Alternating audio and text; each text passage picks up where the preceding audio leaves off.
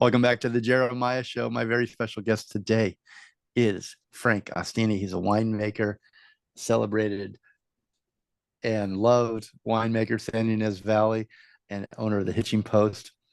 His restaurant, his wine, were heavily featured in the film Sideways.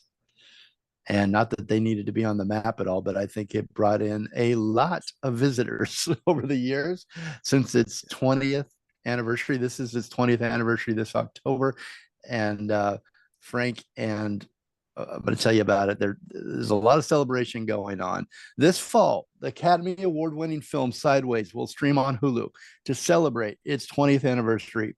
Hitching Post Wines has partnered with Searchlight Pictures to showcase the wine featured in the movie Hitching Post, Highliner Pinot Noir. The Highliner Pinot Noir is always one of the most consistent, highly regarded wines from Hitching Post, and the 2021 vintage is one of the best in the past 2 decades. It has a special label to commemorate the film and the anniversary. Chef, winemaker Frank Ostini of the Hitching Post 2, and winemaker Gray Hartley of Hitching Post Wines, Buellton, partnership with Searchlight and La Paloma Cafe, our good friend Chef Jeremy Tummel over there at La Paloma in Santa Barbara. The taste of the San Ynez Valley, CIA at Copia and Napa, and Jar, our friend Suzanne Tract at Jar in Los Angeles. They're all celebrating this 20th anniversary of the Oscar-winning movie Sideways. Welcome back, Frank. Yeah, Jeremiah, you were talking about the movie, the music in the movie, and it reminded me that before there was a buzz going, and they were trying to, their strategy was open it in two theaters, one in New York, one in San Francisco. The next weekend, maybe four theaters in each of those markets, and then they were going to go to art houses, and they were going to try to get maybe some award nominations or some acclaim with film critics, and then maybe they could win some awards, and then maybe it would get into a lot of theaters. Well, Searchlight back then, Searchlight was a small part, independent film division of Fox Studios, big studio. Alexander Payne wanted to do it in Searchlight because they gave him permission to have final cut. He had final decision-making abilities. They wanted to have, all kinds of high-end actors doing the parts, and Alexander wanted to be specific for who was in the movie, and he got Searchlight. So they threw an Oscar party to try to get people to vote for Oscars, and it was at a jazz club in Bel Air, Herb Alpert's jazz club, and the quartet that recorded the soundtrack played the soundtrack for us while we're having a party. And the LA Times characterized the whole situation that Searchlight, the past year, they would have promoted a movie by putting up posters at like the director's wife was hanging posters at her school to try to get people to come to a screening. So that's how they promoted the movie. But now they were at a jazz club playing the jazz music, and they were pouring Hitching Post Pinot Noir by the gallon.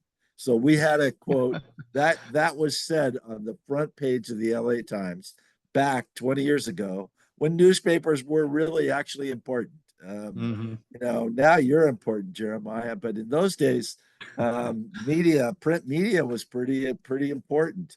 And for us to be there, of course, we gave the wine when we realized we should support this as much as we could. Searchlight wasn't buying wine, and they did buy a restaurant for the night, and they did bring this. It was an amazing party for us to be involved with, and at that point, we still had no idea if any of this was really going to happen. It had not. So it was released in October, as you said, and by Oscars in the next March. It was starting to get noticed some, and then every month there was more and more people, more and more theaters and then more and more people coming to the region until June, July, that summer of 2005, actually, is when everything got crazy for us. And there was people in line, and it was, an Were amazing you 2, 3 prepared? years. And it Were you almost, Yeah, were sorry. we prepared? No, we were still writing orders on 3x5 plain white notepads. We didn't have a point of sale system. We would transfer to the old guest check, the green book of guest checks. Handwrite the handwrite the order on a Order guest check. like those old Um, diner checks. Exactly. No, it's exactly it. Run the tax on we had calculators, but I remember when we used to look at tax tables to figure out what the tax was. But we finally got calculators to add everything up. It wasn't until, I don't know, when everything started to go, we realized we needed point of sale system, which we got open table for a reservation system. So we used to put our reservations in one of those red diaries, a daily diary, and you'd write the reservation in. So we used to answer the phone on the run, take a note, somebody's reservation, go find the reservation book, put it in there. Well, the reservation book only has about 20 lines, and when you had 20 reservations, there was nowhere else to write. So you'd have to get a reservation sheet and start the sheet for the day and write the reservations in their time. Well, it got so crazy that we had 10 or 15 or 20 daily reservation sheets inside of this daily diary book. And that's just like, this is not going to work. We have to have something else. So we subscribed to Open Table. We're the first in the region to pick up Open Table. We didn't want it for the ability for people to book online. That was kind of new then. We wanted it for the ability to have it in one place in the restaurant. And it was a godsend, of course. So we made the improvements that were important so that we could be efficient. You know, it was a crazy time, and luckily it was a slow build. And I remember we first saw the movie in September of 2004. And before the American premiere was at the Arlington Theater in Santa Barbara. And I remember the director standing up there humbly saying that he was at UCLA Film School, that he always dreamt of opening a movie at the Arlington. And this was it for him, the ability to have the first showing in America in Santa Barbara, September 14th, 15th of 2004. We were all buried. All the vintners were invited. We were all in the middle of grape harvest. Most of us couldn't go. We went.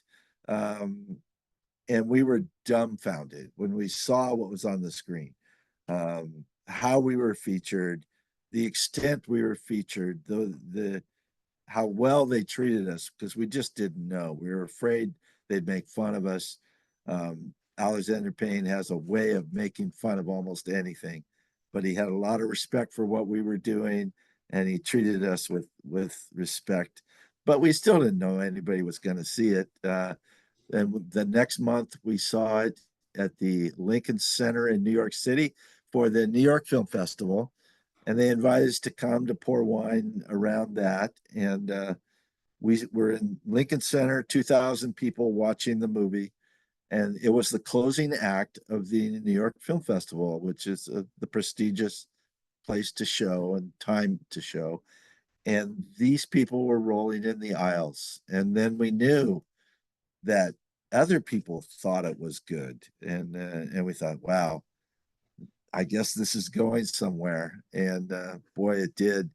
And it was just a ridiculous experience. I mean, just so many wonderful Wow. things happened. And back then there weren't too many good restaurants in the valley. It was it was a lot different then. There weren't that many wineries. Everything has grown so much. But we pretend like it's all the same. But our wine brand went from 2,000 cases. We were making 4,000. We had no idea how we would sell 4,000 cases. To within 2 or 3 years, we were 15,000 cases Wow. and easily able to sell that wine. So we didn't do anything to sell it. We just made it, and it happened. Do you still get out of town? People from LA, people from around the world that stop in and for that reason because they've seen the film and they've Every gotten to day, make it every Jeremiah. day. Yeah. Every day there's questions. What was it like? Was it really here? I mean, when sometimes people walk in and they go, "This was a real place. We saw the movie. We didn't think it was real." Yeah, we were here long before the It's movie. real, and I'm here every day to tell you that. Frank, why do you think is the sideways effect a real thing? I mean, I honestly, I'm not exaggerating. I don't know what happened, but nobody would buy Merlot like almost immediately after that. Is it a real I like think what's happened there? What do you think some of happened? that's exaggeration. There was a lowering of the sales of Merlot. There's no doubt. But and why did they poke fun at Merlot? It was obviously ready to be poked fun at. Yeah. If you go back, Americans haven't really consumed wine always. Um, in the early days, in the 70s, people were drinking white wine. And of course, we're raised on mother's milk, and then it's soda pop, and then it's sweet wine. You evolve into sweet wine, and eventually dry white wine, and then the lighter reds. Well, that French paradox thing happened where they said the French could live longer than us, didn't have heart disease because they were drinking red wine. Whether that was true or not, it made a lot of Americans move to red wine. Cabernets were too tannic and hard to appreciate when they're young.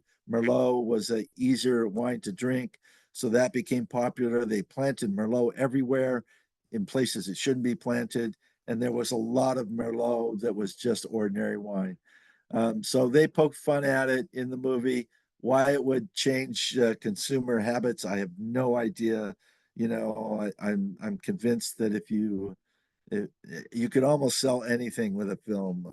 I understand why there's product placement and something I never realized. By the way, people ask, what did it cost to have your wine in Sideways? What did it cost? I say 2 bottles of wine because they asked us all to submit 2 bottles of wine so that they could have a tasting and decide what was going to be in the movie. There was no payments. There was no, like, we'll give you money if you Mm-hmm. let our wine in there. That there was none of that to be done. That was happening in those days, but not for Alexander Payne. They just wanted to It pick was out really the low wines they budget. wanted. It was really low budget. They didn't want to pay us any location fees, and but we said, hey, we have to close. So Yeah, you're gonna lose revenue. yeah, so they had to pay us, our best nights, our best night of income. They had to pay us that for each day, and at that point, it was $9,000 a night. They gave us $27,000 total for 3 days. Now $27,000 is a good night, a good Saturday night at the restaurant.